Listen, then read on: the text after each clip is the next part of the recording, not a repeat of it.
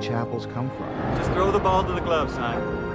And it, was in diapers. It was in, I've got a bat and I'm standing there and I'm throwing it and I'm watching my brother go off to play baseball with my dad when I'm still in my diapers, thinking, when do I get to go with him?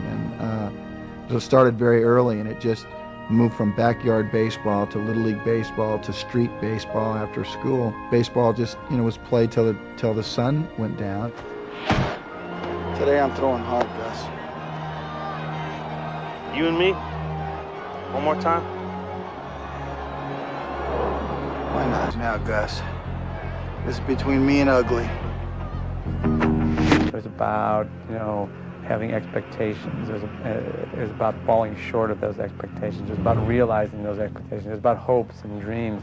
The pace of the game is exquisite.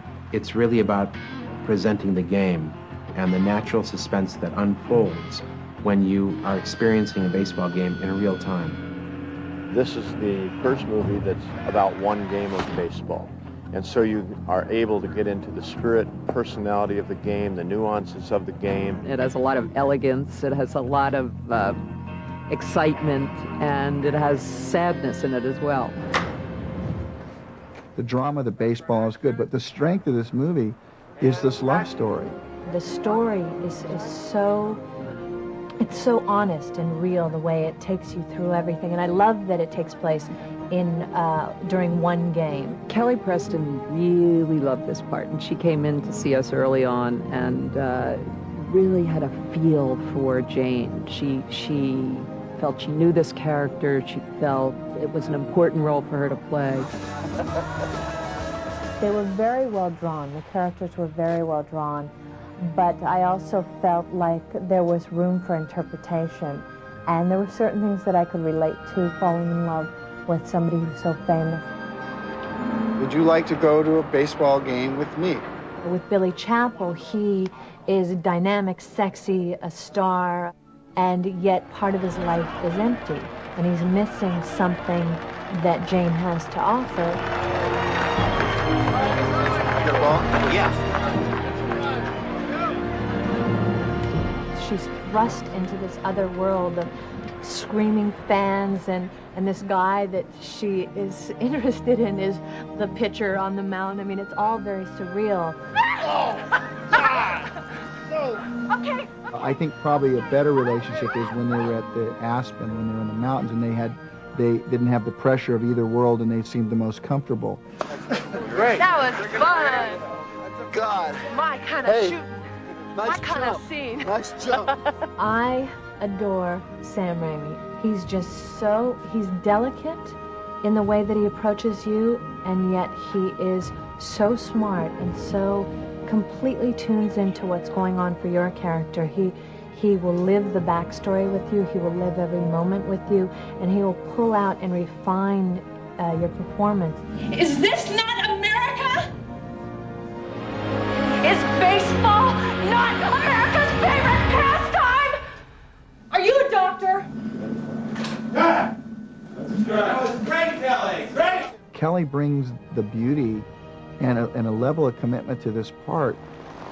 The fact that she's a mother, she brings that natural instinct to the daughter relationship that we needed. Honey, I'm so sorry. I'm sorry, too. So sorry. Billy gets to know Heather and spends time with the two of them, and it's almost the family that he doesn't have. Thank you, Billy. Come up. She's a single mom, and she's going through, having a teenage daughter. And, she kind of wants to shield her teenage daughter from really knowing him because she doesn't want her to get hurt. So are you my mom's boyfriend? I'm not sure. Maybe she hasn't had really a strong father figure, and that's really what Billy is to her. Billy Chappell, in quest of the perfect game, you also realize he may very well be at the crossroads of a brilliant career. He's a cinch to wind up in the Hall of Fame. The scene was not in the script, and it was very important for me to actually have the scene put in where she watches Billy in the 9th inning. And as it just so happens, as we come back to the game, Billy Chappell realizes he's been pitching the perfect game. What's so hard about this perfect game stuff? I don't get it. As an adult, I'm really been able to live out a lot of my dreams. And background action. I mean, there's not a person that probably doesn't go to Yankee Stadium all these years that doesn't image themselves out there, in a game situation, whether it make the great play or to be on that mound, and what's that like to pitch. I think being in Yankee Stadium was very thrilling to everybody, and we felt a responsibility to get the game right. Take one, Alpha Camel Mark. Well, Kevin wanted to make sure that this baseball movie was real. So he went to great lengths to make sure that we hired only professional baseball players. My actual job, I'm a Major League Baseball umpire. I work for the National League. Well, I played professional baseball for 12 years. I played rookie ball. I played in some big league camps. I'm an American League umpire, and have been asked to be an American League umpire in this movie. The umpires are bringing to it their expertise. They're Major League umpires. They want our real movement, things that we would do. Get out of here. Safe. Action! I'm actually playing the first base umpire. I've got like 3 or 4 real close plays in the movie. In the last inning, there's 3. The 3 outs that are made in the 9th inning are all my plays at first base. That was great. That's kind of hard to do. It is hard to do, isn't it? You've been throwing guys out your whole life. Once the camera rolls, you're not exactly sure how to throw them out. That's true. Another brilliant play. Look at this. We tried to be true to the game, tried to be true to the players, and approach the whole project with as much dignity as possible. Well, one day, in order to get all the television coverage, we played the game continuously from the first inning to the 9th inning, and they filmed it with, I think, 6 actual television cameras that they would use during a game. We brought in guys who do baseball throughout the season, and so they had all the moves and the camera moves, and we had a guy calling the switches and the plays, and it looks like a real broadcast. I love the way they combined the instant replays, the diamond vision, and the actual game on the field. I thought gave sharp contrast and realism to the game.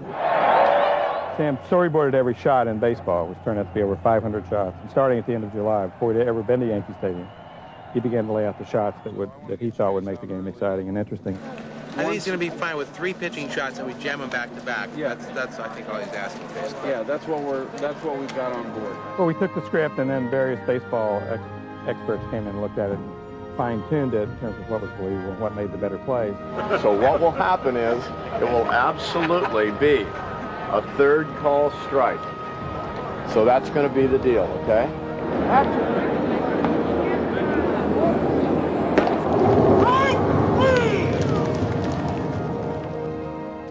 We couldn't provide a crowd of 55,000 people to fill Yankee Stadium for the 30-some days we were shooting there. So we really had to plan out each shot, figure out how many crowd would be seen in that shot, and then move the crowd into the background for that particular setup.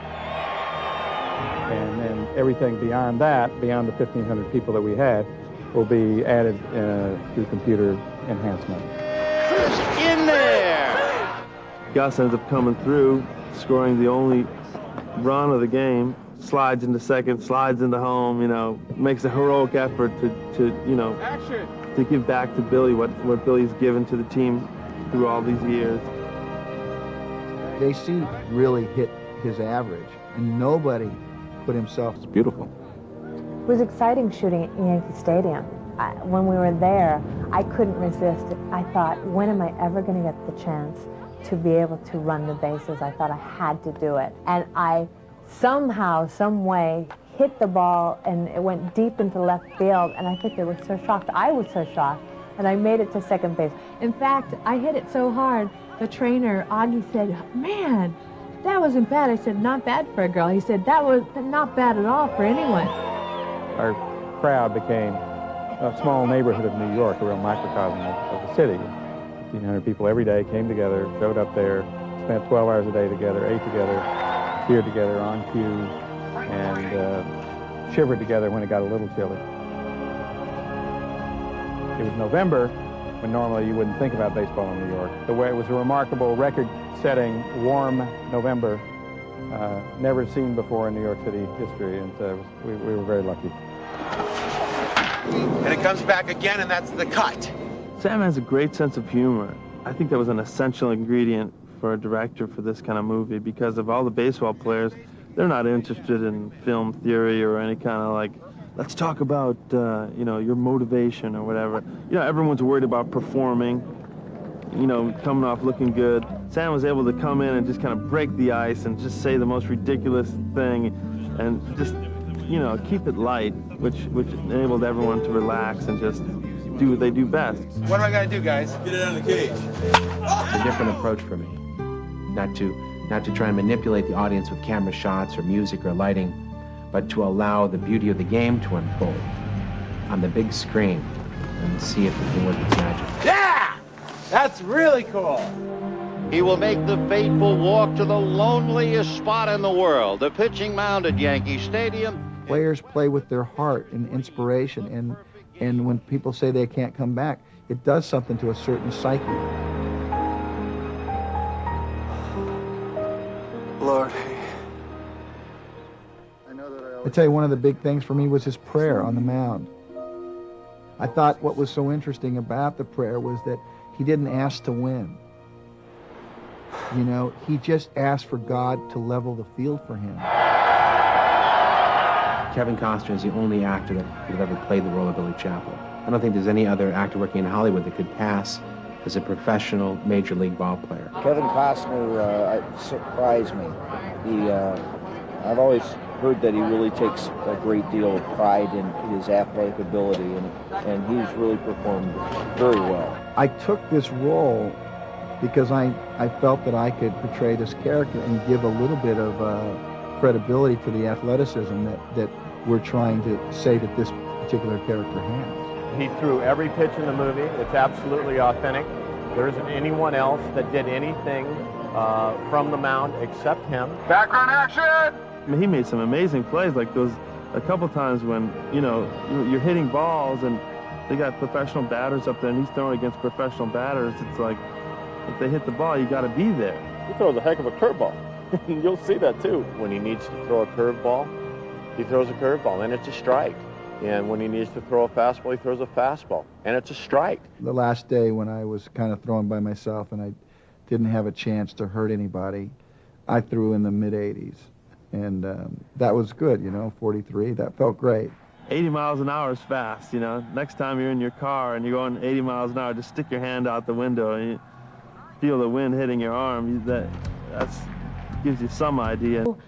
Much fun and so supportive. The move was not great. It was pretty good in here.